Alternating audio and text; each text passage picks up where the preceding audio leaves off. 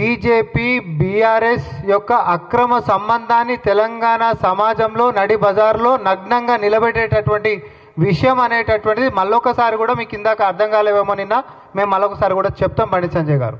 ఎందుకోసం అంటున్నామంటే phone tapping వ్యవహారంలో మరి A1 ప్రభాకర్ రావు, తర్వాత A6 శ్రవణ్ రావు, వీళ్ళిద్దరు కూడా దేశాన్ని వదిలిపెట్టి పారిపోయినటువంటి సంగతి మనందరికీ తెలిసిందే. అయితే ఈ యొక్క కేసు ముందుకు పోవాలి అని అంటే వాళ్ళని అక్కడి నుంచి ఇక్కడికి తీసుకొని రావాల్సినటువంటి బాధ్యత ఉంటుంది.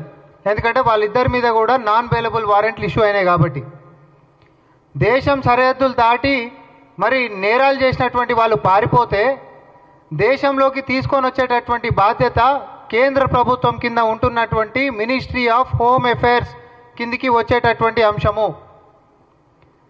వాళ్ళని తీసుకొని రావాలి అని అంటే ఏ రాష్ట్రం నుంచి అయితే ఆ నేరాలను ఎదుర్కొంటున్నారో ఆ రాష్ట్రం నుంచి ఆ పోలీస్ డిపార్ట్మెంట్లు సిబిఐ కేంద్రంలో ఉంటున్నటువంటి సిబిఐకి ఉత్తరాలు రాస్తూ రెడ్ కార్నర్ నోటీస్ని ఇష్యూ చేయాలని, ఇంటర్పోల్లో వాళ్ళ పేర్లు పెట్టాలని, తద్వారా వాళ్ళు ఆ దేశం నుంచి ఈ దేశానికి రప్పించేటటువంటి ప్రయత్నాలు జరుగుతాయి.